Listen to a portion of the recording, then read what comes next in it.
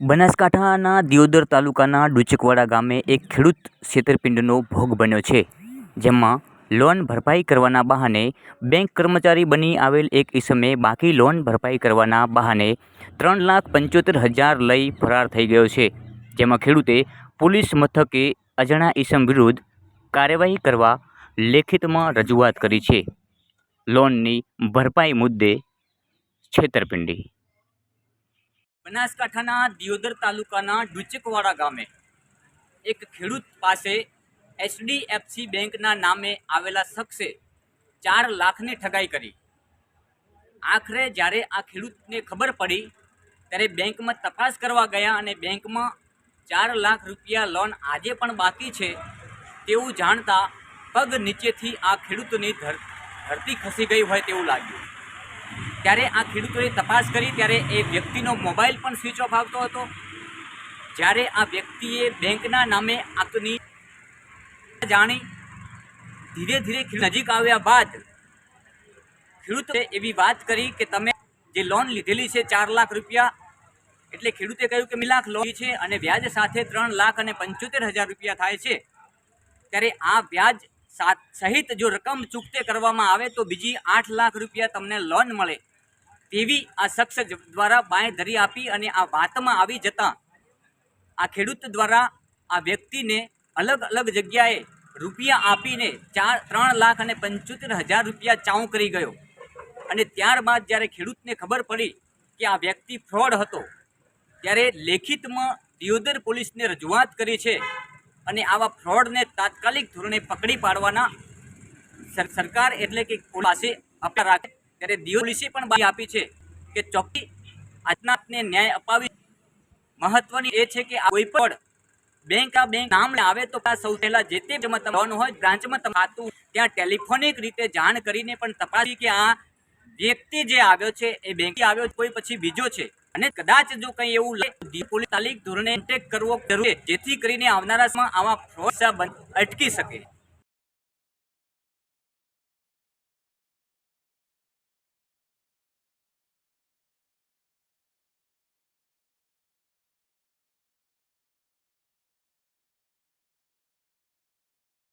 આ છે દિયોદરના ડુચકવાડા ગામે રહેતા આંદાભાઈ દેવસીભાઈ ચૌધરી, જે ખેતીકામ કરી પોતાના પરિવારનું ગુજરાન ચલાવે છે.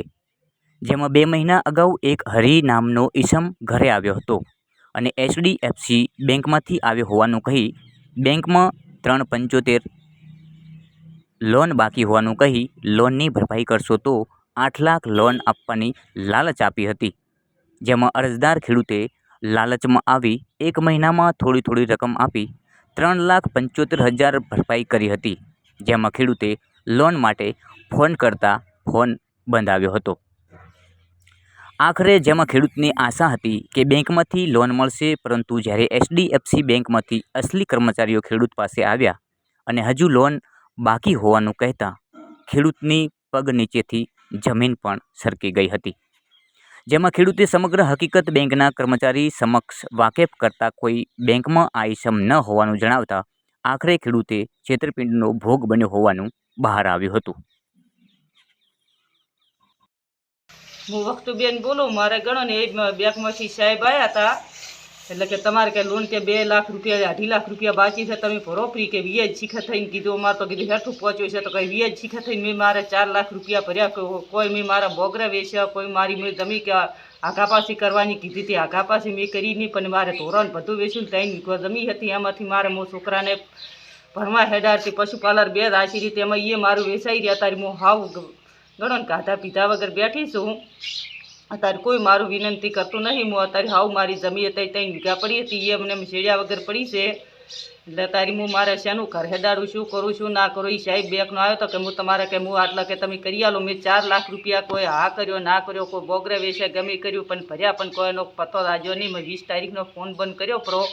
પછી મેં મારે પોલીસ સ્ટેશનમાં વિનંતી આલી કે સાહેબ કે મારું આવું થઈ ગયું છે, આવી શીખી મારી છેતરપેડી કરી પ્રી છે. એટલે કે શું છેતરપેડી કરી કે બેંકનો સાહેબ આવ્યો તો કે આવી રીતે કીધું મારું કર્યું. પરંતુ હું મારે 3 ગવા થાય હું હેડાડી રાતે તમને છેતરીને દાતા રહ્યા છે કે 4 લાખ રૂપિયા કે હું વિનંતી કરું છું સાહેબ તમે આટલું પોલીસ સ્ટેશનમાં કરતા હો. તમે ઝોન આલી હતી વિનંતી કરો મારો તમે આટલું લઈ આલજો. આભાર હું તમને આલું છું. હું હાવ ગરીબ માણસ છું. મારો છોકરાને હું અત્યારે ભણવાનું બધું ત્યાં ગોમાથે અડાડતી હતી. આ મહેસાણાનો સાહેબ આવ્યો મને છેતરપિંડી કરીને જાતા રહ્યા છે. વિનંતી કરું સાહેબ તમે મને આટલું કરી આલ તો હું હાવ ગરીબ માણસ છું. મારે અત્યારે હલક આવી છે ના પૂછો એવી. અત્યારે બધામાં હું બેઠું છું ખાધા પીધા વગર.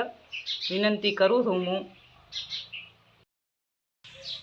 મારે ઘરે એક સાહેબ આવ્યો HDFCમાં કે હું હરિભાઈ નામનો સાહેબ છું. એટલે મારે ઘરે આવ્યો એક દોનો શરૂઆતમાં આવ્યો એટલે આવીને પાછો જો કરો પણ બીજી વખત આવ્યો કે ભાઈ તમારું ન મળતા ભાઈ મારું ન મળતા ભાઈ તો કે તમારે મહેસાણાથી HDFCમાંથી હું સાહેબ આવ્યો તમારે લોન બાકી છે 2.5 લાખની અને પાટણ HDFCમાં હોય સાહેબ કીધું મારે બાકી છે હું મારી કે તો ફરી પણ તમારે કોઈ કીધું મારે મને કે તમે મને પૈસા એ લોન હું HDFCમાં જે સાહેબ આવ્યો હતો હરીભાઈ મહેસાણાથી એટલે તમારી લોન મોર ભરો પડી આટલી 3,75,000 તમને વળતર હું મહિનામાં 8 લાખની લોન હું કરી આલી. 8 લાખની લોન તમે કરી આલો સારી વાત સાહેબ પણ હું પૈસા ક્યાંથી લાવું? તમે કે ગમે ત્યાંથી આખા પાછો કરીને પૈસા લાવો. મેં મારી માટી વેચી, કોઈ ધોરા વેચ્યા, કોઈ બૈરાના બગરા વેચ્યા, કોઈ આડોશી પાડોશી વેચવા પૈસા લાવ્યા. એમ કરીને મેં તમને HDFCમાં મેં લોન ભરી એટલે પાછા મેં તો વાટ ગઈ મહિનો ભરી. કીધું સાહેબ બધી શું છે સાહેબનો ફોન કાયમ ચાલુ કે પૈસા હવે આવી જાય હવે તૈયારી આ બાળો કે આગળ કઈ રીતે ભરી કઈ જગ્યાએ કેટલા પૈસા? એટલે અમે એક ભરી છે 2 ને 20 ભેરડી આલ્યા અને 50,000 આલ્યા તો દીવદર અને 1 લાખ રૂપિયા તો લાકડી ઓગળીઓ કરાયો અને 5,000 આલ્યા ઘરથી આલ્યા કરી આલ્યા. એમ કરીને અમે સાહેબને હરિભાઈ HDFCવાળા અને મહેસાણાના સાહેબ આવ્યા અહીંયાને મેં આટલા પૈસા આલ્યા.